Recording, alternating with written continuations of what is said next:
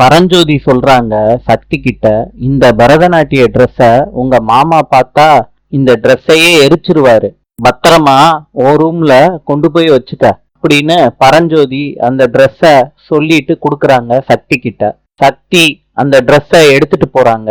நம்ம இத போட்டுட்டு டான்ஸ் ஆடினா எப்படி இருக்கும்னு சக்தி நினைச்சு பாக்குறாங்க.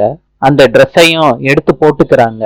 வேலு சக்தி சக்தின்னு கூப்பிட்டுக்கிட்டே வர்றாரு.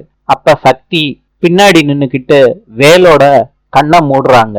வேலு சொல்றாரு, சக்தி கையேடு, நான் பார்க்கணும். சக்தி வெக்கத்துல அவங்களோட முகத்தை மூடுறாங்க. வேலு சொல்றாரு, சக்தி இது அம்மாவோட ட்ரெஸ், நீ எப்படி அவங்க அனுமதி கேட்காம போடலாம்? என்னங்க, எனக்கு ஆசையா இருந்துச்சு, அதனாலதான் போட்டு பார்த்தேன். சக்தி, நீ செஞ்ச தப்புக்கு தண்டனையா ஒரு பாட்டுக்கு டான்ஸ் ஆடுற.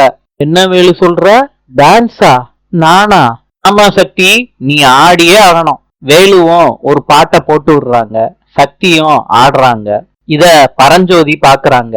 வேலு சக்தி ஆடுறத ரசிக்கிறாரு. பரஞ்சோதி பாத்துக்கிட்டே இருக்காங்க சக்திய. நாளை சந்திப்போம்.